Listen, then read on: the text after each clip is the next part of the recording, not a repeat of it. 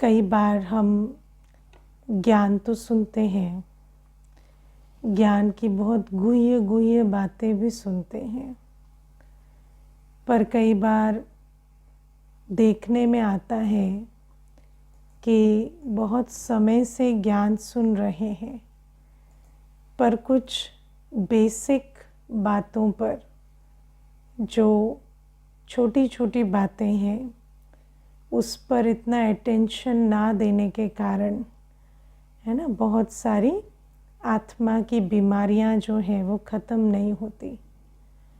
तो आज ऐसे ही एक छोटी बात जो देखने में छोटी लगती है, पर अधिकतर देखा जाता है कि कई वर्षों भी ज्ञान में चलते हैं, तब भी कई बार ये बात धारण नहीं होती। तो उस बात पर थोड़ा अटेंशन खिंचवाना चाहते थे कि हम अपने संकल्पों के लिए, अपनी भावनाओं के लिए, बाबा ने कल हमें संकल्पों का महत्व अंडरलाइन कराया मुरली में, कि हमारे हर कर्म का फाउंडेशन संकल्प है। हमारे जीवन का फाउंडेशन हमारे संकल्प हैं, हमारे थॉट्स हैं। लेकिन क्या हम अपने हर संकल्प के लिए जिम्मेवारी लेते हैं कि ये संकल्प मेरी अपनी क्रिएशन है, या अभी भी हम अपने संकल्पों के लिए, अपनी भावनाओं के लिए दूसरों को या परिस्थितियों को जिम्मेवार ठहराते हैं, है ना? क्योंकि ये बहुत बड़ी चीज़ है। कई वर्ष ज्ञान में चलने के बाद भी कई बार ऐसा देखने में आता है कि आत्मा अपने संकल्पों, अपनी भावनाओं के लिए किसी और को जिम्मेवार ठहराती है। आप मानते हैं इस बात को? हाँ, कि किसी व्यक्ति को, किसी परिस्थिति को कहेंगे कि इनके कारण ऐसा हो रहा है, और पीछे एक ऐसे ही अनुभव रहा कि कोई आत्मा ऐसे ही कह रही थी कि मेरा इस व्यक्ति से बहुत प्यार है ना, तो इनकी हर बात मुझे असर कर जाती है, और इसीलिए मेरी जितनी भी एंजाइटी है उसका कारण इस फलाने व्यक्ति के बोल हैं। ये मुझसे प्यार से बात नहीं करते, या ये मुझे जैसे एक्सेप्टेंस की भावना नहीं देते, या ये मुझे अपनाते नहीं, या मुझे ऐसे फील नहीं कराते जैसे तुम मेरे हो। तो फिर मुझे बहुत प्रभावित हो जाते हम।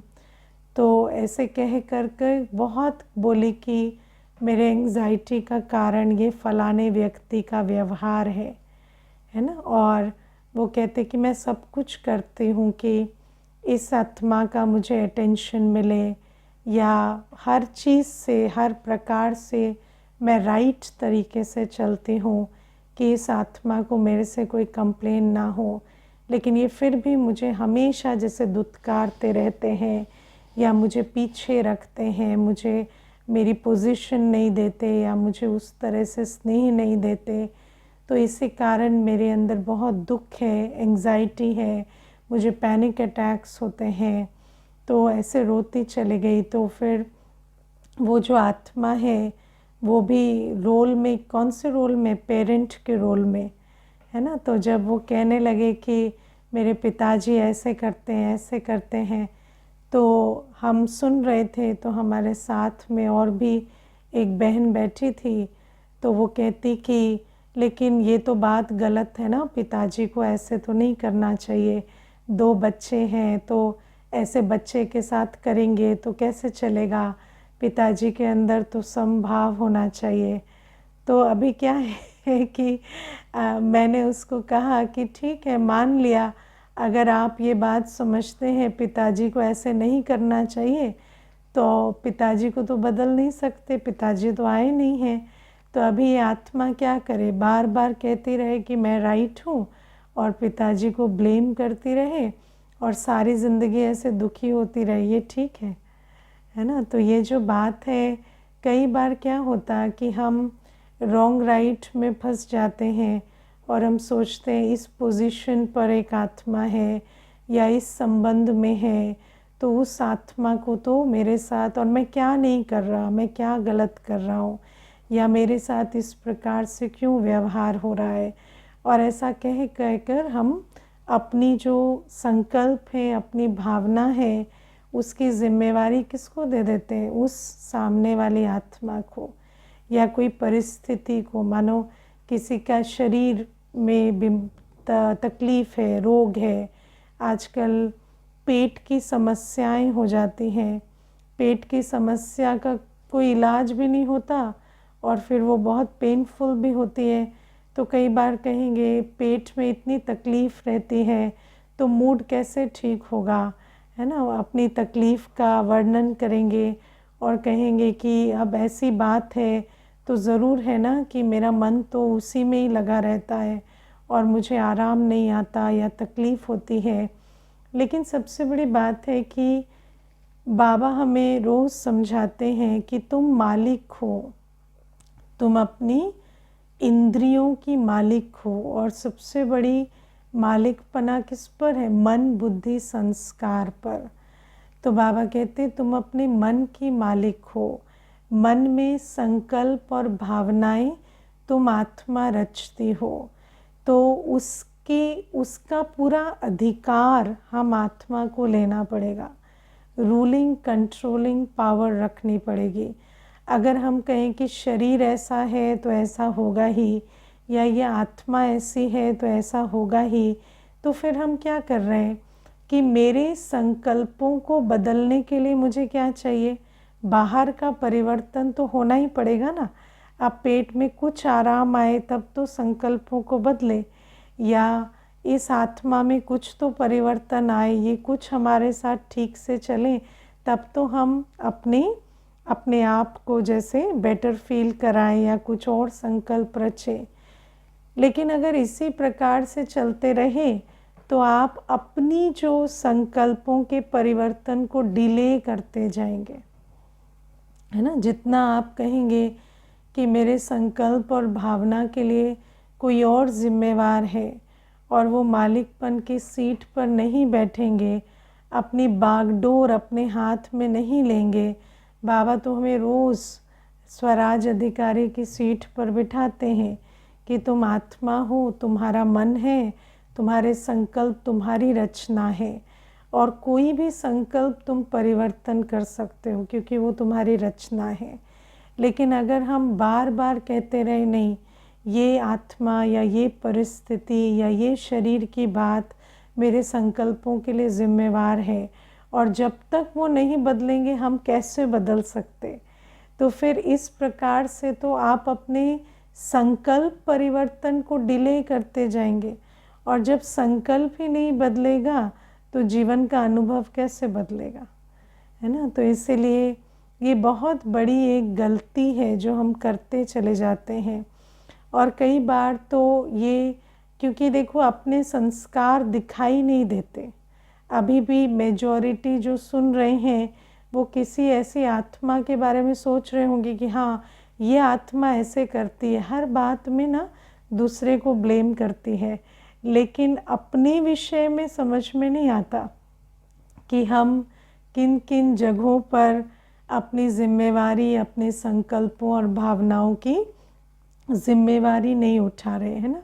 अभी मुझे किसी ने पीछे एक कोटेशन भेजा था, उसमें लिखा था कि मुझे एंगर इश्यूज़ नहीं है, आप काम ही मार खाने वाले करते हो, है ना। तो तो वो कहना क्या चाहते हैं कि मेरे क्रोध का कारण आपके कर्म है।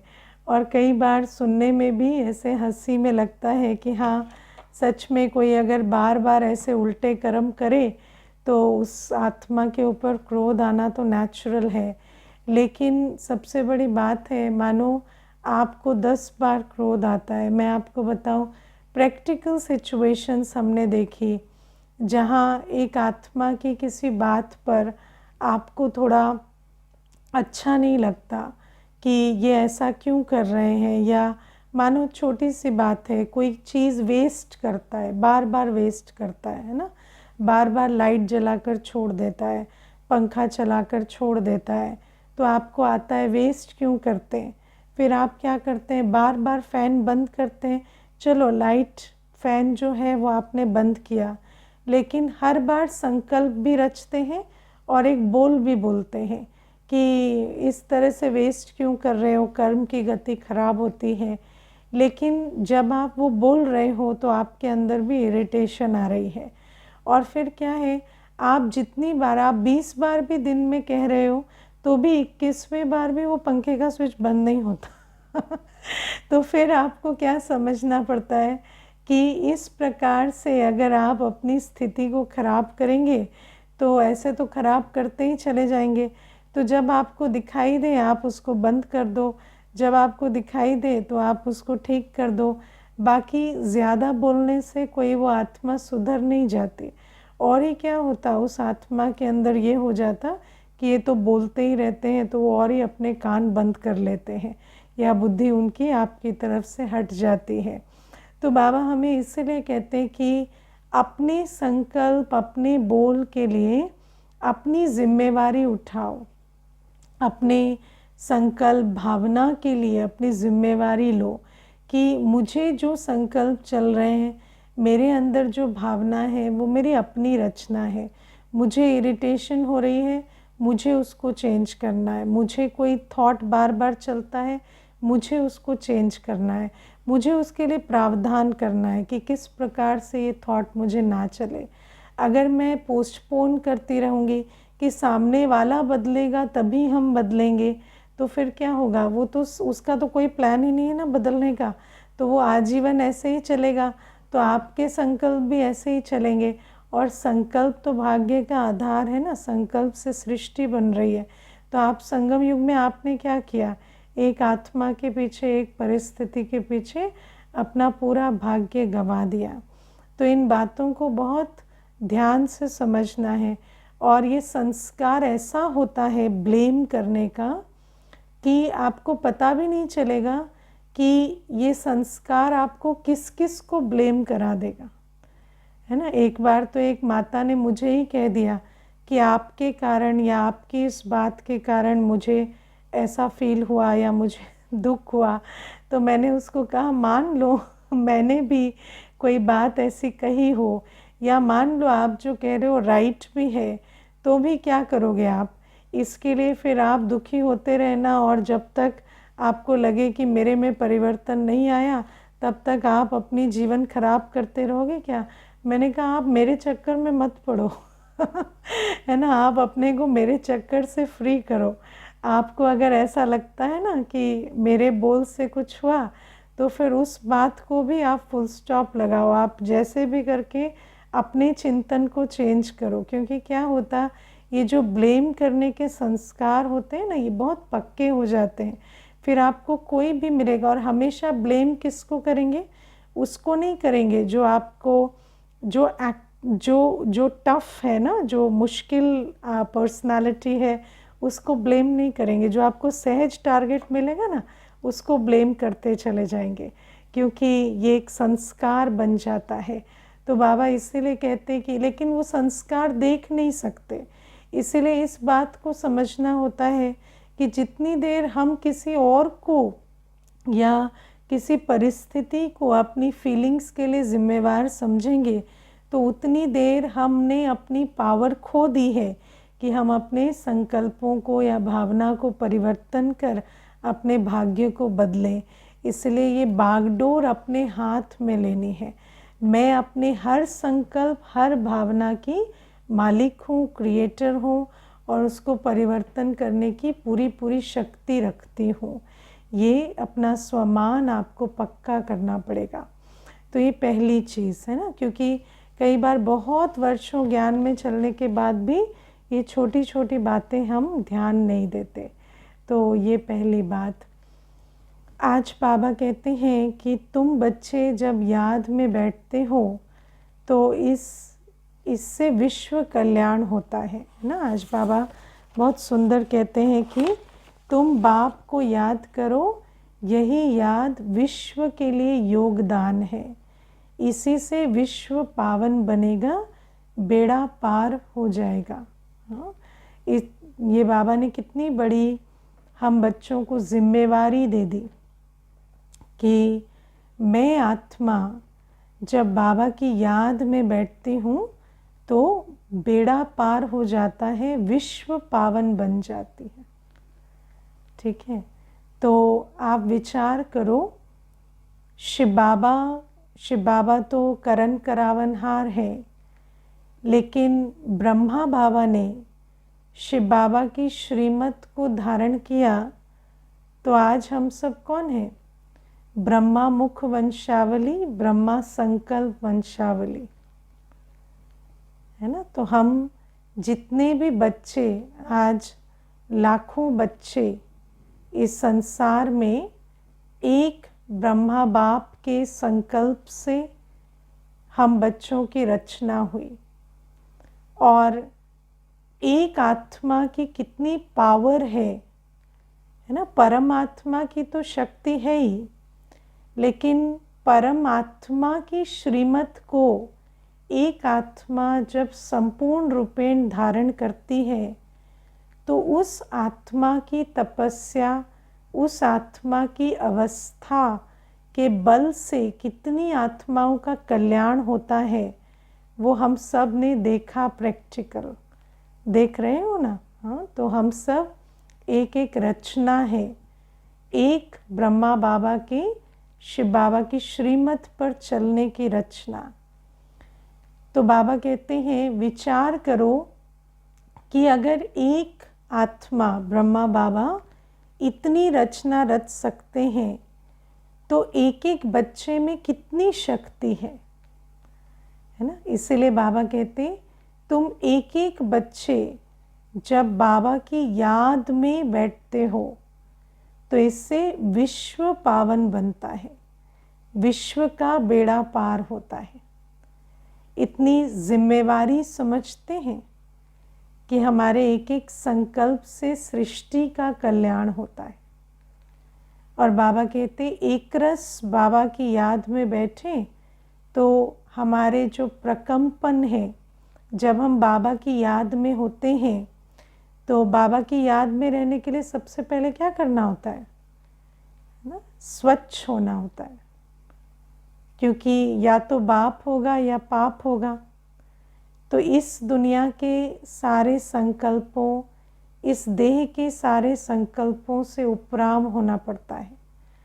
और जितना हम इस देह और इस दुनिया के संकल्पों से उपराम होते हैं और एक बाबा की याद में बैठते हैं, तो हम कैसे बन जाते हैं? जैसे हम एक इलेक्ट्रिसिटी कंडक्टर होता है ना, जो एक तरफ से दूसरी तरफ इलेक्ट्रिसिटी पहुंचाता है।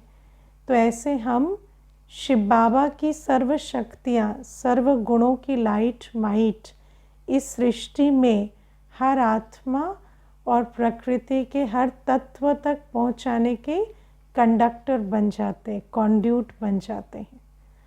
तो बाबा कहते हैं, हमारे द्वारा हर आत्मा का कल्याण होता है।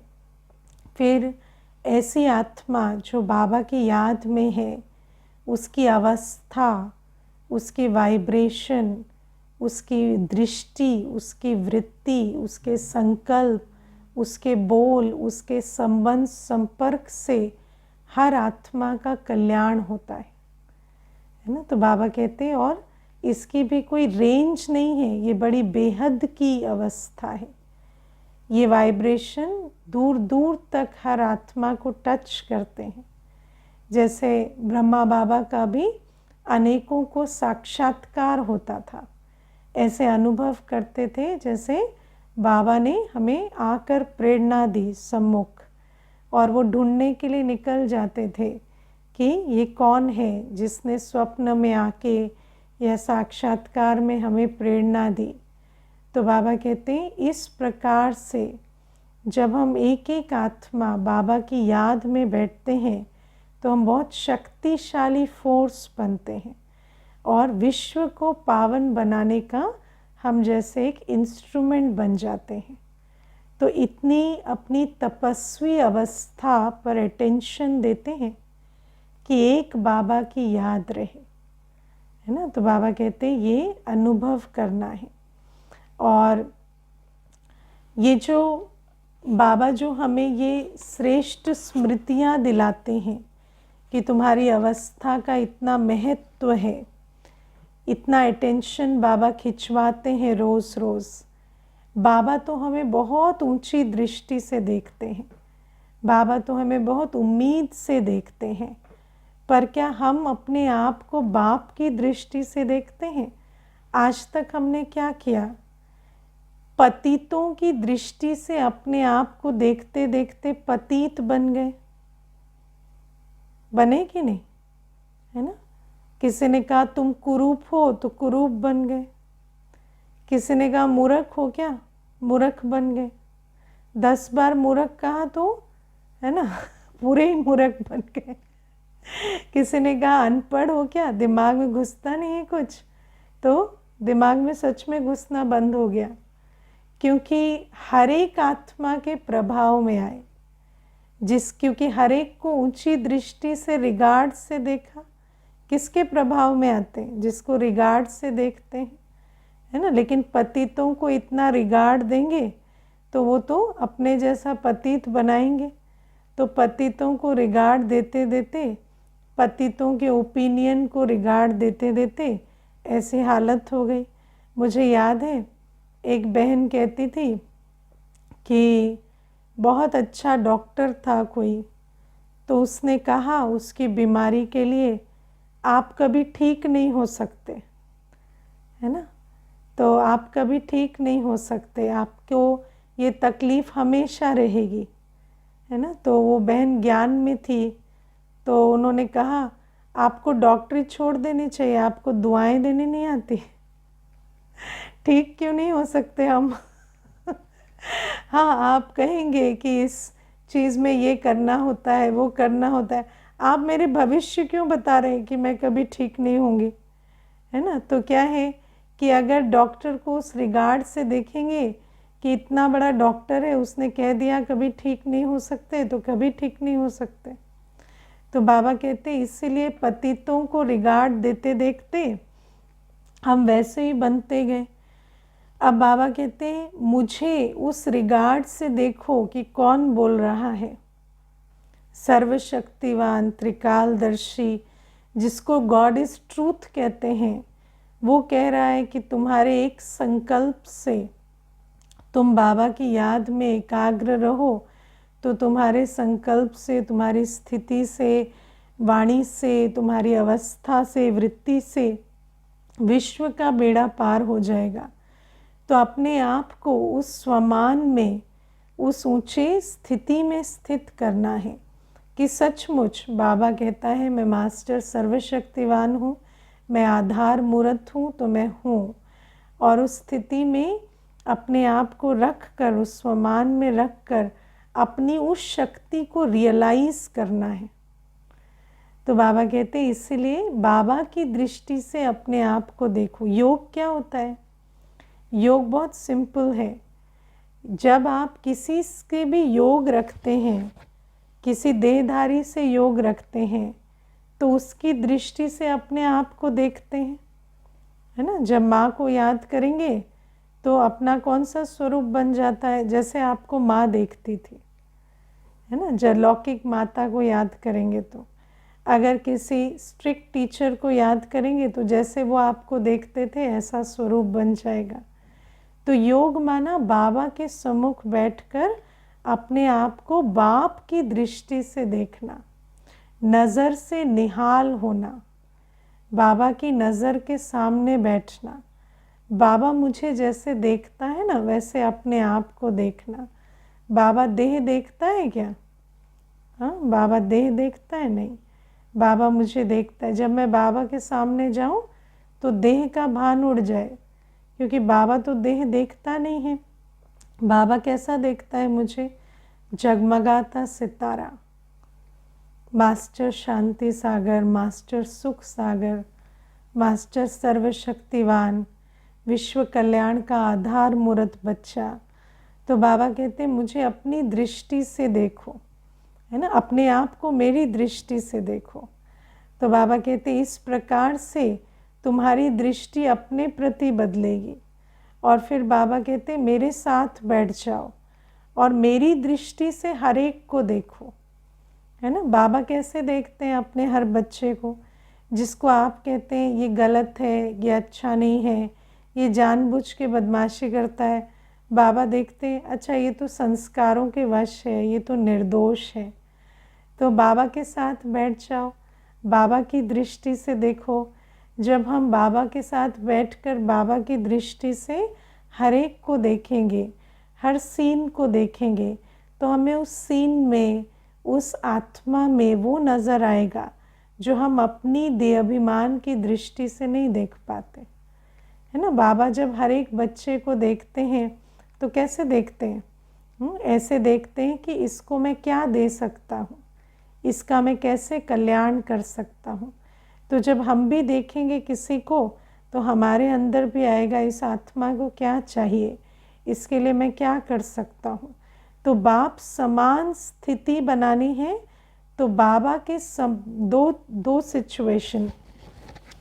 मैं यूजुअली जब योग में बैठती हूँ तो पहले मैं बाबा के सामने बैठती हूँ, है ना। तो पहले बाबा के सामने बैठती हूँ और बाबा की दृष्टि से अपने आप को देखती हूँ, है ना। पहले ज्ञान की दृष्टि से बाबा को देखती हूँ कि बाबा कैसा है, फिर बाबा की दृष्टि से अपने आप को देखती हूँ कि मैं कैसे हूँ, और फिर वहाँ सामने से उठकर बाबा के पास जाके बैठ जाओ।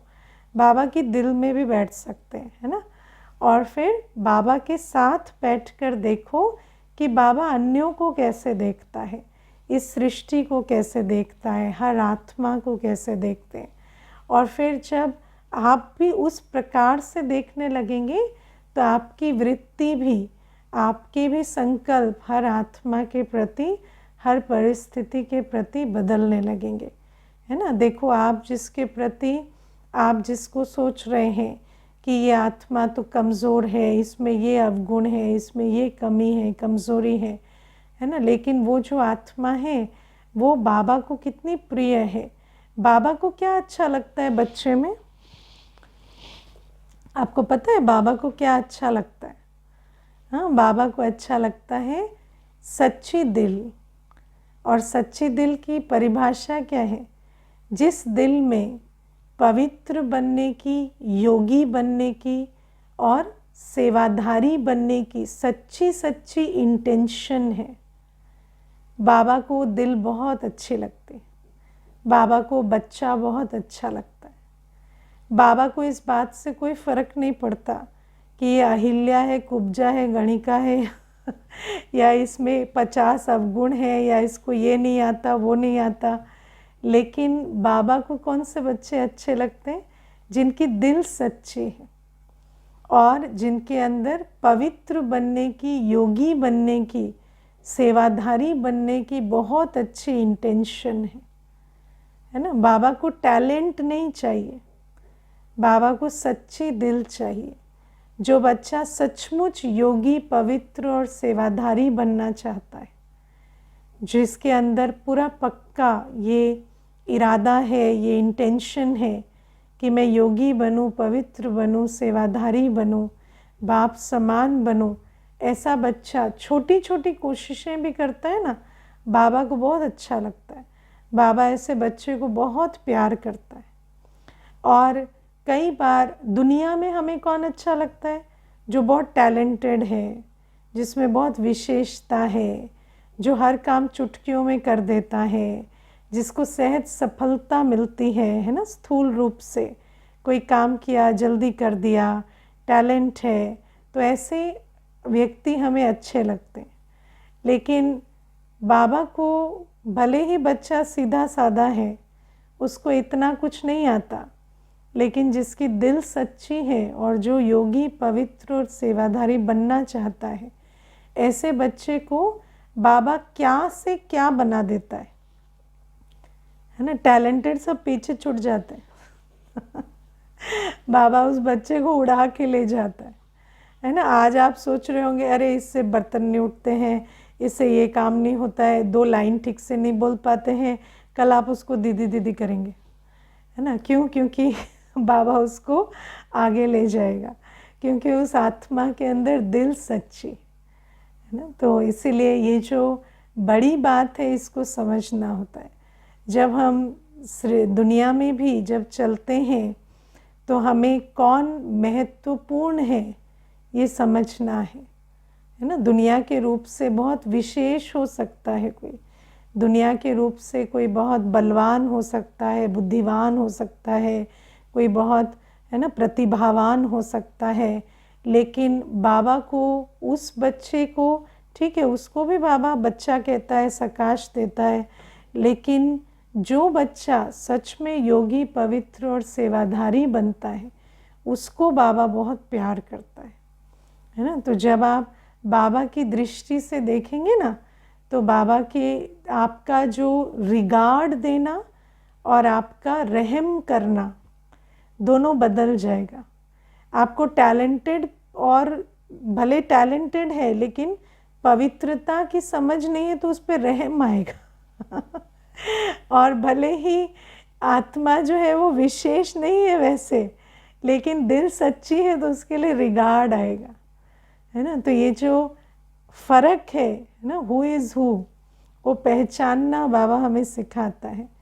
बाबा के सम्मुख जब हम बैठते हैं तो हमें अपनी पहचान होती है, बाबा के साथ बैठकर देखते हैं तो हमें सारे सृष्टि नाटक की पहचान होती है ना। और कई बार क्या होता है कि हम जब देखते हैं कोई स्ट्रगल कर रहा है ना, या अपनी भी स्ट्रगल देखते हैं, कोई चीज़ में मेहनत हो रही है, विघ्न आ रहे हैं, तो ऐसा लगता है कि ये विघ्न निकल जाने चाहिए।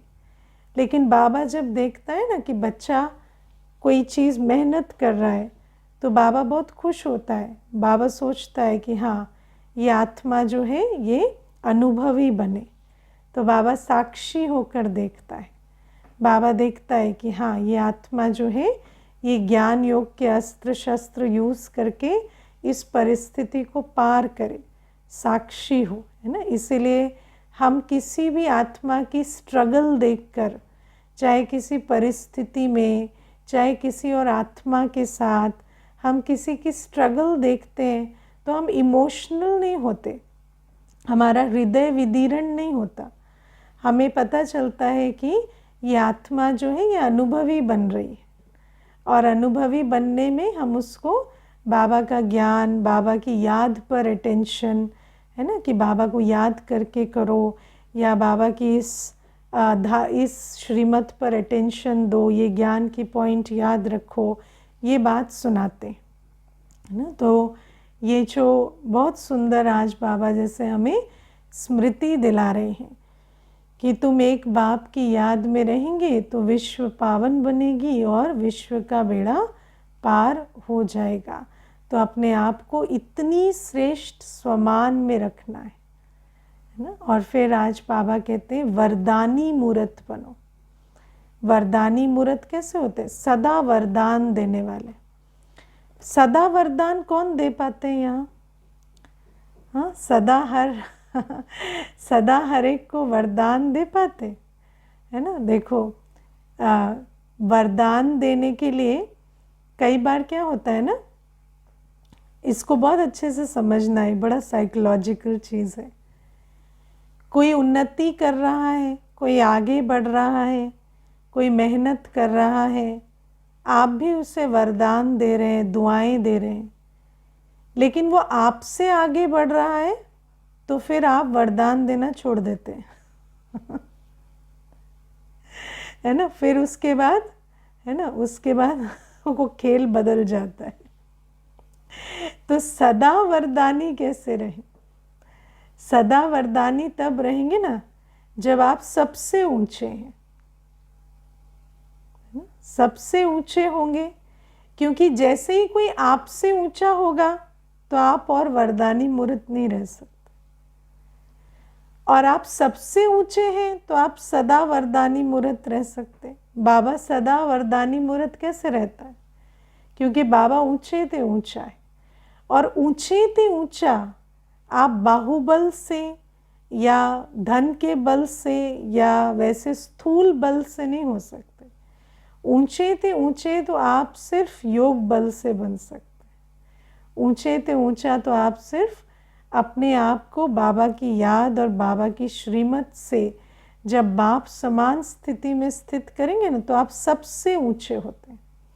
और जब आपकी स्थिति, आपका स्वमान इतना ऊंचा है ना, तब आप हर एक को वरदान दे सकते हैं। क्योंकि अगर आप कहीं बीच में हैं, है ना, कहीं आपकी जो स्मृति स्थिति है वो कहीं नीचे है, तो वरदान देंगे, लेकिन कहाँ तक? जहाँ तक वो आप तक पहुँचे। उसके बाद तो वरदान ख़त्म। उसके बाद वो कंपटीशन बन गया। उसके बाद तो उसको कहेंगे हाँ बहुत तो तुम्हारे पर निकल आए हैं ना, कल तक तुम कहाँ थे और आज हमसे तुम तुलना करने चले हो, है ना। मुझे एक बार एक भाई कहता था कि मेरे पिताजी, जब मैं बिज़नेस करने लगा तो बिज़नेस में मुझे जैसे सफलता मिली थोड़ी, तो मैं बहुत खुश हुआ। तो मैं अपने पिताजी को बताने गया तो मेरे पिताजी कहते हैं ज़्यादा उड़ो मत, तुम क्या समझते हो तुम्हारा बाप फेलियर था और तुम सक्सेसफुल हो जाओगे, मुंह के बल गिरोगे। तो कहता मैं तो सोच ही नहीं पाया कि मेरे पिताजी ऐसे कैसे कह सकते हैं, है ना। तो कहते दीदी आप बताओ ऐसे कैसे कह सकते हैं कोई पिताजी। तो मैंने कहा अब तो कह दिया ना, अब कैसे कैसे क्या है, वो तो कह दिया, अभी उस बात को आप भूलो। तो आप सोचो कि आत्मा जो है कैसी होती है ना। बच्चा छोटा होगा तो उस बच्चे के पीछे जान देंगे, लेकिन वही बच्चा जब ईगो को ठेस पहुंचा देता है तो उसी बच्चे के प्रति ऐसे शब्द भी बोलते हैं। ये बातें सुनने कहने में अच्छी नहीं लगती। दुनिया में लोग कहते हैं कि माता पिता का दर्जा भगवान जैसा है, लेकिन ऐसी रियलिटी नहीं है। आज बाबा ने कहा ना, कोई भी दुनिया में प्यार या सुख देने वाला नहीं है। तो बाबा हमें कहते हैं इसीलिए ऊंचे ते ऊंचा हो सकता है, और ऊंचे ते ऊंचा बनने के लिए सदा एक बाबा की श्रीमत, एक बाबा की याद और ऐसी अपनी स्थिति बनाओ कि जब आप ऊंचे ते ऊंचे हो स्थिति में, तो फिर हर एक आत्मा को आप हर बात में दुआएं दे सको। नहीं तो कहीं ना कहीं वो वरदानी मूर्त खत्म हो जाएगी। फिर हमारे जड़ मूर्तियों की यादगार कैसे बनेगी? जड़ मूर्तियाँ तो हर एक को वरदान दे रही है ना, तो जड़ मूर्ति का चैतन्य स्वरूप हम अभी बनेंगे, तब तो जड़ मूर्तियाँ वरदानी मूर्त बनेंगी। ओके, ओम शांति।